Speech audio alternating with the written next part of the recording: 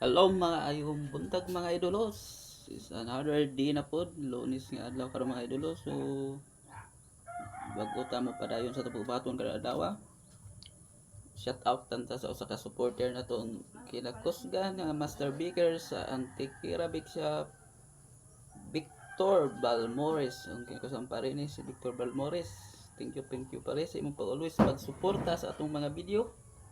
So mga idolo, magbukid challenge na punta. So, let's go! So mga idolo, di anag yun ta sa bukid. Niabot sa yun ta sa bukid. So ipakita sana orang ang mga tanom kamote ri kadtong mga last month nga bara-bara ta aning diini dapita. So nana dagko na atong tinanom na kamote mga idolo. Tanawa ra oh. Ano ang atong mga tinanom na mga kamote idolo, dagko na gyud in tawon sa atong paghago-hago. Nana nagko na gyud ang mga kamote na mga sunod mga weeks ani pwede na ni pangkuan na ana ni siguro mangunod aning mga kamutihan oh, okay ang pagkatay nila baga-baga pug mga dahon so na makaunod yun yung mga idulo.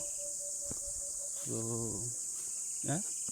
bukid yung pag-ayon ng mga bukid are mga bukid nga abay bukid nga syudad mga idulo buang. So padayon ta. So di ana ta mga idulo abot ra gyud ta sa ato ang buhaton rong adlaw ang pag maghakot tarog kahoy bisang dangog. Tanaw na ipakita sa raho nindo kung unsaon pag-process ning kahoy bag-o dadon na to sa highway mga idolo. So sa may ato ikauwaw mao ato ang content ning tinuod atong kinabuhi nanguhag kahoy. So bali sideline na gud pudi kaysa magtambay ta sa balay di mo maabuton sayang ang oras. So kung ikaw unsa may mong trabaho ayaw ikauwaw ra sa may kauwawag na kapag tinuod ka sa imong pagkatawo magunsa man ka mga idolo kung magpanggap magkaroon ingnon kang naa pero wa man dyan mo. So niya ako lang gikuan nga unsay atong trabaho din ato kauwaw at least ni nangita tag pangaboy ang patas sa tanan magunsa man tag daghan pug agabot di patas ang imong imuhang pagpaningkamot da kay natapakang isa ka tawo kaparing simpleng kinabuhi. So asa naman sa kadugayan muabot ang panahon maningkamot kaya kutob ra bare ka aning bukid di ba mga idolo. So ipakita ho ninyo kung saan pag-process ning kahoy bago mada sa highway. Bang.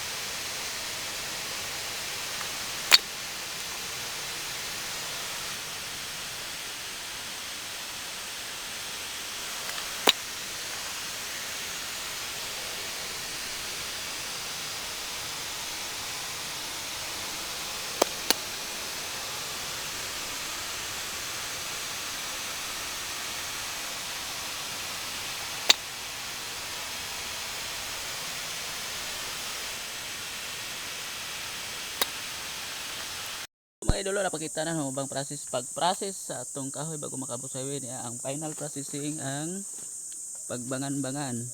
Ang tigbangan mao si sa di man makitaan si mother kay maura may gaang trabaho ang pagbangan mo na last final bago madana to sa highway ning kahoy mga idolo. So mao di among buhaton every 3 days sa 1 a week di lang ganiron kay hago trabaho ani sideline lang.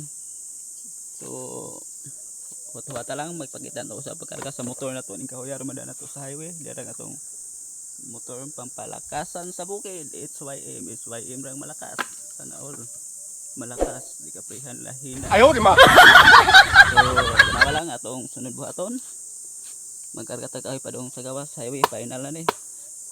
Bang. So aliro dira nakarga na atong kahoy nga 20 ka bangan or tali ni siya na ani sa kabug atong mga 60 to 70 kilos ni atong ikarga sa motor. So saan ka na makaabot ba tanis ka highway dangon pagayo sa atong agian. Di na mapakita ning pagbiyahe na to kay wa tayo taga video, kay ang taga video na to na may klase. So kita-kita lang ta sa highway mga idolo, let's go. A few moments later. Gyud ta sa highway mga idolo, wala na makakita kay init kayo sa dito sa Dan. So dinhira ta kutob, daghang salamat sa pag-uban-uban. Don't forget to like and share and comment my video. God bless ka na tong tanan mga idolo.